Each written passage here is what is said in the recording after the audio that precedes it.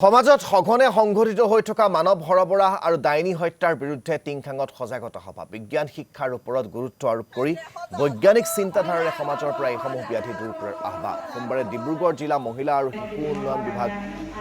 জিলা মহিলা সবলীকৰণ কেন্দ্ৰ আৰু টিংখাং সংহত শিশু উন্নয়ন প্ৰকল্পৰ উদ্যোগত জিলা প্ৰশাসনৰ সহযোগত হলগুৰি গাঁও পঞ্চায়তত অনুষ্ঠিত হয় এই সজাগতা সভা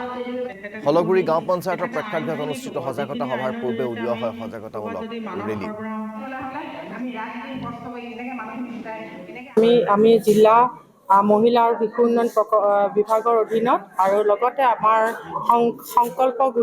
সংকল্পৰ ফালৰ পৰা আমাৰ এই 28 তাৰিখৰ দিনটোতে আমাৰ মানৱ সৰবৰাহ আৰু ডাইনী হত্যাৰ বিৰুদ্ধে আমি এখন সজাগতা সভা আৰু তাৰ লগতে সংগতি ৰাখি আমি এটা শোভাযাত্ৰা আজি হলগুৰি পঞ্চায়তৰ অফিচৰ সন্মুখৰ পৰা আমি গাঁও এলেকালৈ এই শোভাযাত্ৰাটো